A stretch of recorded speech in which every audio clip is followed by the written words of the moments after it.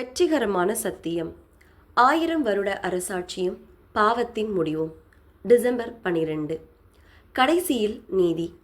சரீரத்தில் அவனவன் செய்த நன்மைக்காவது தீமைக்காவது தக்க பலனை அடையும் படிக்கு நாம் எல்லோரும் கிறிஸ்துவின் நியாயாசனத்திற்கு முன்பாக வெளிப்பட வேண்டும். 2 கொரிந்தியர் 5:10. ஒரு போதகர் ஒரு சம்பவத்தை சொல்கிறார். அவர் கென்டக்கியில் போதகராக இருந்தார். அங்கு ஒரு வாலிபன் ஒரு நிதி குற்றத்தை செய்து விசாரிக்கப்பட்டான். நீ குற்றவாளியா இல்லையா என்று அவனிடம் நீதிபதி கேட்டார். குற்றவாளி என்று வாலிபன் பதிலளித்தான். இது இளைஞனின் முதல் குற்றம் என்பதால் குற்றவாளிக்கு சிறிய தண்டனையை நீதிபதி வழங்கினார். அந்த இளைஞன் பிறகு நன்றாக வாழ்ந்ததாக போதகர் கூறுகிறார். நீதிபதிக்கும் வாலிபனுக்கும் இடையே நடந்த உரையாடலை நினைவு கூர்ந்த போதகர், நீங்கள் குற்றவாளியா இல்லையா என்று தேவன் கேட்கும்போது, ஆண்டவரே, நான் குற்றவாளி என்று பதில் சொல்வதைத் தவிர வேறு வழி இல்லை. இதுவரை வாழ்ந்த அனைவரும், இப்போது வாழும் அனைவரும், கிறிஸ்து திரும்பும் வரை வாழும் அனைவரும் ஒரு விசாரணையை எதிர்கொள்வார்கள். இது பலருக்கு ஆச்சரியமாக இருக்கும்.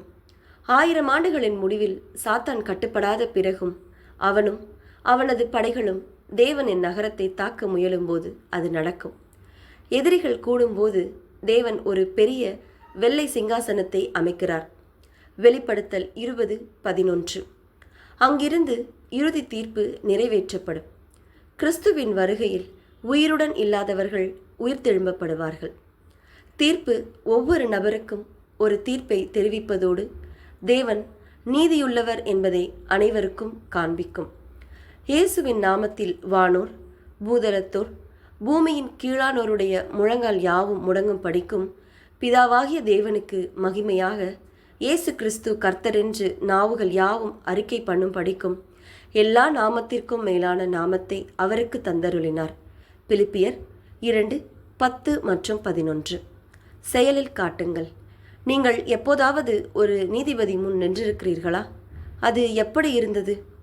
ஆழமான ஆராய்ச்சிக்கு வெளிப்படுத்தல் 20:12, லூக்கா 13:28, ஏசாயா 45:22 மற்றும் 23. ஆமீன்.